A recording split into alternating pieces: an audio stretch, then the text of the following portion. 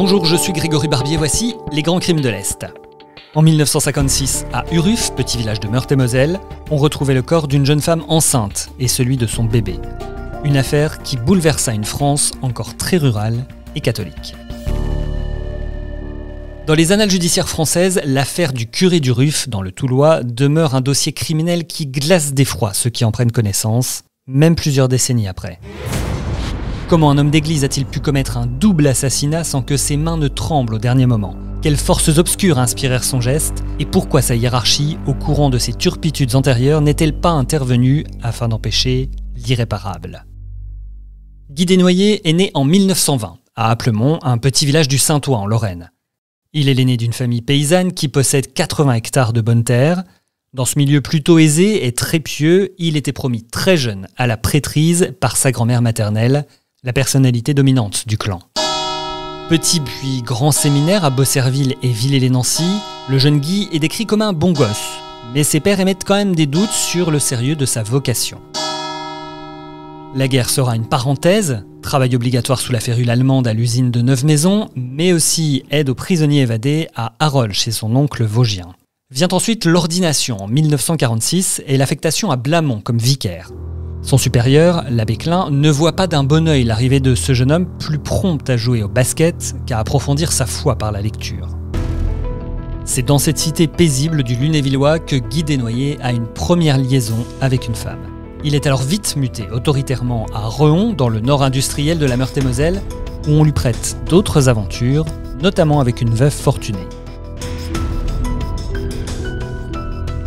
En 1950, cet étonnant prêtre obtient le poste de curé à Uruf, petit village de 392 âmes aux confins de la Meurthe-et-Moselle et de la Meuse. Un journaliste de l'Est républicain nous rappelle le contexte. C'était l'époque du théâtre amateur, du cinéma de village, des excursions. Le nouveau curé était en quelque sorte le meneur de jeu.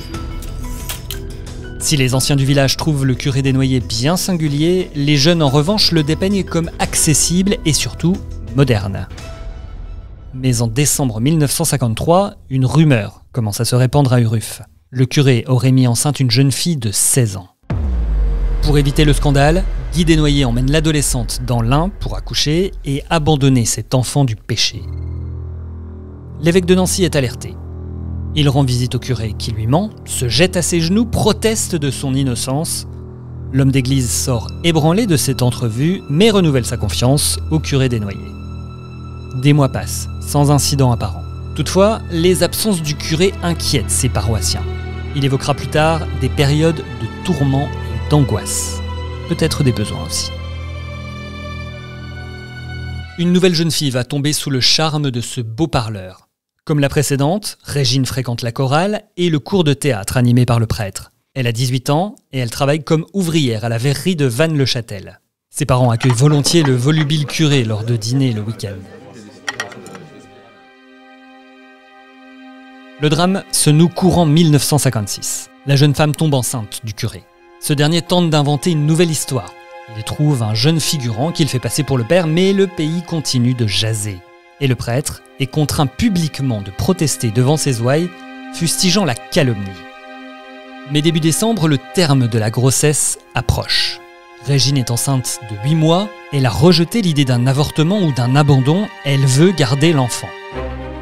Le prêtre l'entraîne dans la soirée du 3 décembre sur la petite route déserte de Pagny-la-Blanche-Côte. À 2 reprises, il lui propose de lui donner l'absolution. Régine est étonnée par cette proposition, elle refuse et elle décide de partir à pied. Guy Desnoyers la suit, 2 pas derrière, un revolver à la main. Dans la nuit noire, il tend le bras vers la nuque de Régine, il tire à 3 reprises. La victime s'écroule, tuée sur le coup. Mais l'horreur ne fait que commencer. Le prêtre sort un couteau, un canif avec lequel il va ouvrir le ventre de la jeune femme afin d'extraire son enfant. Une petite fille née viable, souligneront les experts. Une fois retiré du ventre de la maman tuée, le bébé est baptisé par le curé, puis tué à coups de couteau. Le prêtre s'acharne même sur le visage du petit être qu'il va taillader pour effacer toute éventuelle ressemblance avec lui. Enfin, il pousse la mère et l'enfant dans le fossé. Comble du cynisme, Guy Desnoyers va participer aux recherches pour retrouver Régine. Une habitante se souvient. C'est le curé lui-même qui est allé alerter le maire. Il a demandé à ce qu'on sonne le tocsin pour retrouver la jeune fille. C'est lui qui a conduit à la découverte du corps. Le prêtre finit par s'effondrer devant les enquêteurs et par avouer ses crimes. À l'époque, toute la France se passionne pour cette affaire et en même temps, elle est horrifiée par ce drame. Jugé un peu plus d'1 an plus tard, Guy Desnoyers fait face à une foule massée devant le palais de justice de Nancy. Tous réclament la peine de mort. Les jurés vont lui accorder pourtant des circonstances atténuantes.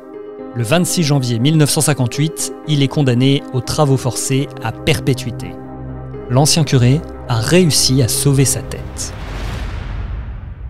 Et si Guy Desnoyers a échappé à la peine de mort réclamée par l'avocat général, il le doit sans doute à son avocat, qui va faire un véritable plaidoyer contre la peine capitale. Est-ce que vous me croyez quand je vous dis que pour votre paix, pour que vous ne soyez pas hantés comme l'ont été des consciences plus éprouvées que les vôtres, il ne faut pas avoir recours à la peine de mort ? Lance-t-il au juré. Puis avec beaucoup de finesse et de psychologie, dans un contexte où le poids de la religion était considérable, Maître Gasse évoque la condition d'ecclésiastique de son client. Si Guy Desnoyers n'avait pas été curé, aurait-il échappé à la guillotine ? Rien n'est moins sûr. Et après 22 ans de détention, Guy Desnoyers obtient en 1980 une libération conditionnelle. Parti se réfugier dans une abbaye en Bretagne, l'ancien prêtre est mort en 2010 à l'âge de 90 ans. Aujourd'hui encore, le nom de cette petite commune de Toul reste associé à ce double meurtre. L'affaire a marqué à tel point que des films et des livres se sont inspirés de cette terrible histoire.